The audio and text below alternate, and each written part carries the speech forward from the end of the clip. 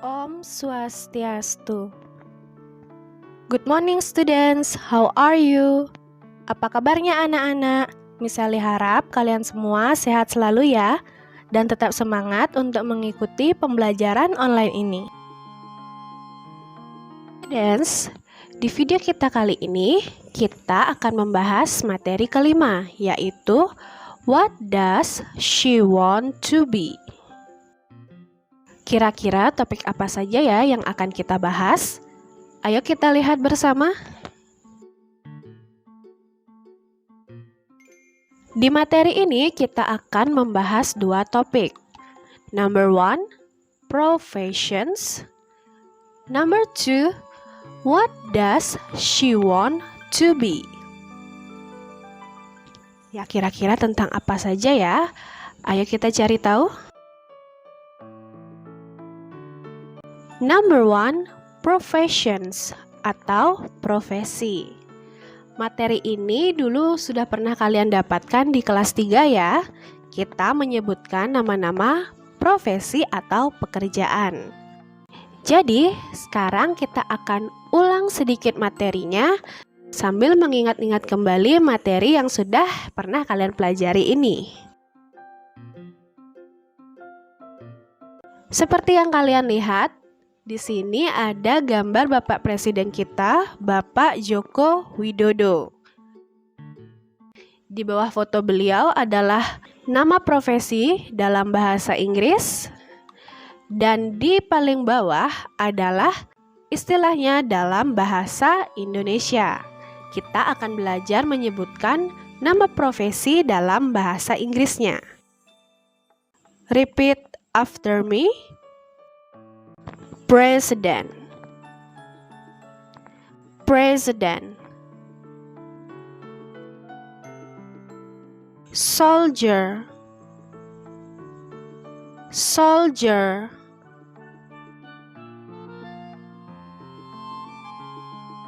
Astronaut, Astronaut.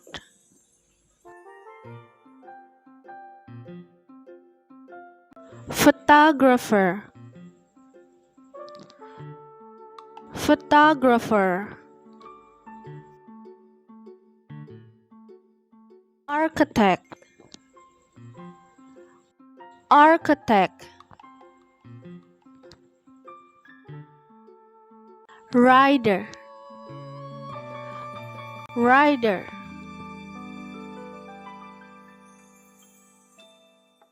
Computer programmer,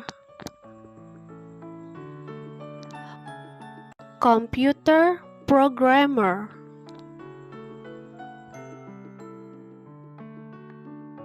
Chef, Chef. Musician, Musician. Dancer, Dancer. Veterinarian, Veterinarian.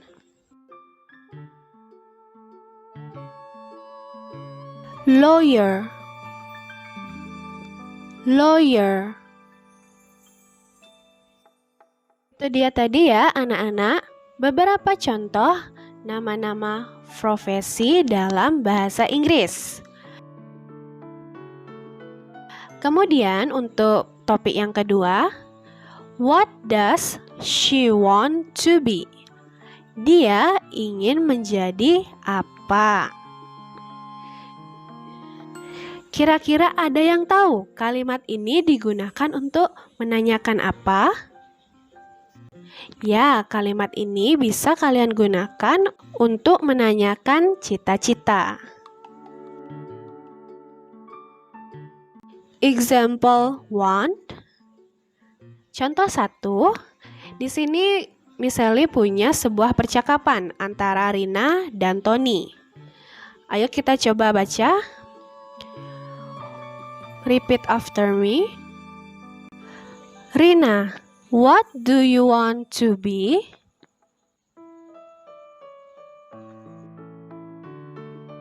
Kamu ingin menjadi apa?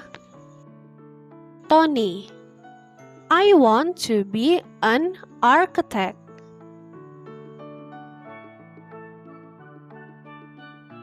Saya ingin menjadi seorang arsitek. Kalian bisa menggunakan kalimat yang diucapkan oleh Rina untuk menanyakan cita-cita teman atau saudara kalian.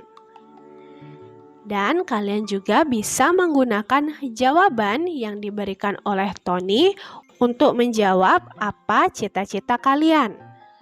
Kata architect yang digaris bawahi bisa kalian ganti dengan nama cita-cita kalian. Jika cita-cita kalian adalah menjadi seorang juru masak atau koki, kalian bisa ganti an architect dengan a chef. Atau jika cita-cita kalian menjadi seorang tentara, bisa kalian ganti dengan a soldier. Kemudian kalian perhatikan kata yang dilingkari, yaitu kata do. Kalian masih ingat tidak? Subjek mana saja yang menggunakan kata do? Ya, subjek I, you, they, we, dan nama orang lebih dari satu. Di sini misalnya dicontohkan John and Kim. Karena di pertanyaan subjeknya menggunakan you, maka di depannya kita tambahkan kata do. Kemudian di pertanyaan jangan lupa menuliskan kata want yang artinya ingin. Ingat, kata want ini ditulis menggunakan huruf A. Karena ada banyak sekali murid yang salah menuliskan menggunakan huruf E. Jika kalian tulis dengan huruf E, itu nanti artinya bisa berbeda. Misalnya ingatkan juga, karena di pertanyaan menggunakan subjek you, maka di jawaban harus menggunakan subjek I. Jika menanyakan kamu, tentu jawabannya menggunakan saya. Di bahasa Inggris juga sama. Menanyakan you, maka jawabannya menggunakan I. Kemudian di jawaban juga menggunakan kata want. Ya. Dan kata want ini ya sama tulisannya dengan yang ada di soal.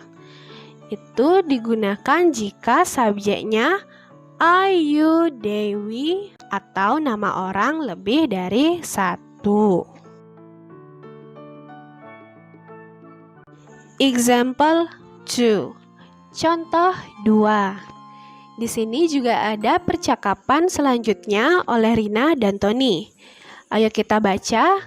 Repeat after me. What does she want to be? Dia ingin menjadi apa?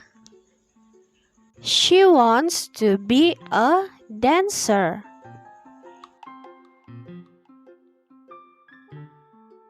Dia ingin menjadi seorang penari.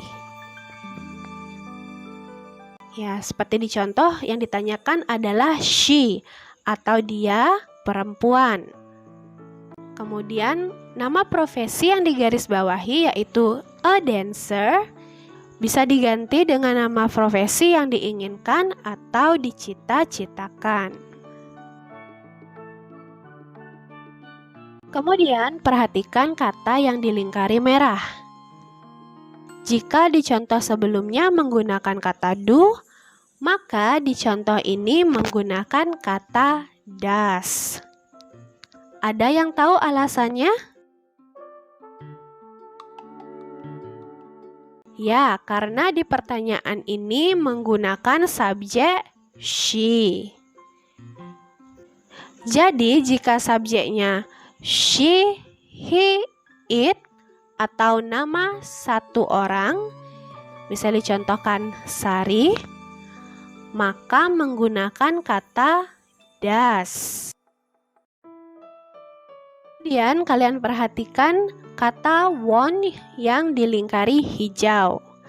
Sama seperti di contoh 1, kata won di pertanyaan ini juga ditulis biasa tanpa tambahan huruf S.